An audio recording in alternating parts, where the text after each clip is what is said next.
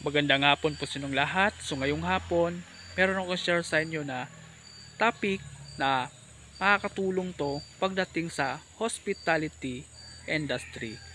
Pero bago ang lahat, huwag niyo pong kalimutan mag-subscribe sa aking YouTube channel at i-click nyo na rin yung notification bell para mas maging updated kayo sa mga susunod na videos ko na i-vlog. So ang topic ko po is all about steps in handling complaints.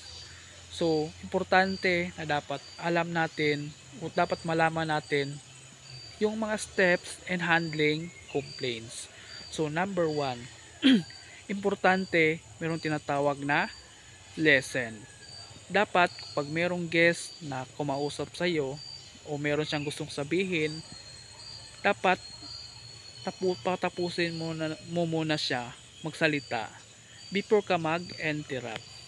At importante yon, meron kang eye to eye contact sa kanila nang sa ganon alam nila na naintindihan mo kung ano yung mga gusto niyang sasabihin sa iyo. Kaya importante yung listen. Pangalawa, merong tinatawag na gather details. Pag sinabing gather details, dapat importante meron kang details sa mga guests, lalo na po pag may mga arrival na darating, nang sa ganon ma-check mo kung sino yung mga tao na mag-check in at anong room number. At the same time, may mga guests na allergic sa mga pagkain na oily o hindi kaya bawal sa dairy products. So may importante na may mga ganon na meron kang gather details, nang sa ganon ma-relay mo to sa yung mga superior. So pangatlo, merong tinatawag na empathize. So importante na dapat communicate your guests at dapat intindihin mo sila kung ano yung mga sinasabi nila, kasi nang sa ganon hindi na sila masyadong ma-stress palalo at mas lalong magalit pa. Kaya importante yung empathize mo sa kanila. At the same time, apologize kung ano man yung mga hindi magandang sinabi ng guest at ano yung mga reklamo niya. Dapat mag-apologize ka, sabihin mo na pasensya ka na ma'am, ganito ba, promise po hindi na po maulit. So nang sa ganon pwede mo release sa superior mo, at yung sa ganon yung superior na yung gagawa ng paraan kung ano yung dapat gawin para ma-okay na yung sitwasyon o problema ng isang guest. So importante yung tinatawag na apologize. Panglima, meron tinatawag na solve. So sa pag-solve, dapat i-relay mo yan kung ano yung mga sinasabi ng guest. Ikaw na may explain na, halimbawa may nagreklamo na malamig yung pagkain, so ikaw na mismo gagawa ng paraan kung paano mo sasabihin sa guest na ay pasensya na po ma'am, sige okay lang ba na i-reheat na lang natin ma'am, para na sa ganon ano talaga.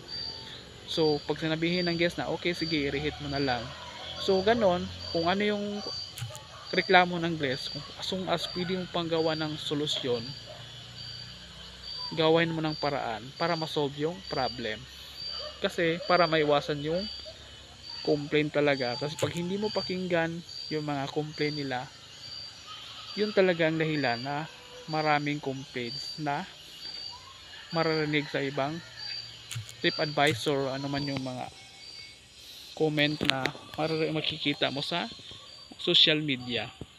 At the same time, inform. Kung merong guest na nagreklamo na halimbawa marumi yung rooms, hindi maganda yung surroundings, o hindi kaya hindi maganda yung pagkain o hindi masarap yung pagkain halimbawa, so kung ano yung reklamo ng guest, kung ikaw yung nag-serve sa table na yan, importante na dapat i-inform mo sa iyong superior, kung sino man yung pinaka-in-charge nyo sa inyong section, nang sa ganon siya na yung maggawa ng paraan kung ano yung gagawin, nang sa ganon ay ma-okay na yung sitwasyon na ganon. So importante yung i-inform mo sa mga superior. Halimbawa mayroong gusto na pagawa o gusto nang kainin, hanggat maaari kung ano yung gusto ng guest, pwede mo i-release sa kanya, i-inform, nang sa ganon magkaroon ng idea yung superior ninyo at gagawa ng paraan para naman i-relay yun sa anumang section na dapat niyang i-relihan sa mga gusto niyang pagawa. So halimbawa talaga yan, halimbawa sa kitchen, pag mayroong guest na nag-inform sa supervisor ng dining halimbawa na bawal sila sa ganitong pagkain, allergy sila, o bawal sila ng dairy products, gusto nila gluten free. So importante yung inform talaga, kasi magandang communication pag nag-i-inform ka sa yung superior, nang sa ganon marelay nila kung sino naman yung in charge sa ganong section, kung sino man yung gagawa. So importante yung inform. Pang-pito, importante yung follow up. Pag sinabing follow up, pag nabigay na yung o na-inform mo na sa superior at na-relay na nila halimbawa sa kusina o ano man yung department, importante na i-follow up mo na, oh kumusta, anong nangyari sa ganitong room, okay ba, ano ba yung, kung ano yung mga nalabas na ba yung pagkain o nadala na ba sa room. So yun tinatawag na follow up, nang sa ganon maiwasan yung complaint. Kasi sa pagiging ganon na sitwasyon na merong follow up, talagang nami-make sure na talagang malalaman mo kung talagang ginawa ba o na-endorse ba ng maayos.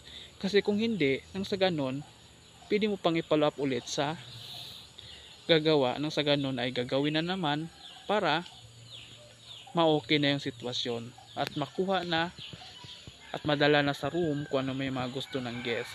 So napaka-importante yung follow up. So yun lang po, maraming salamat po. Thank you.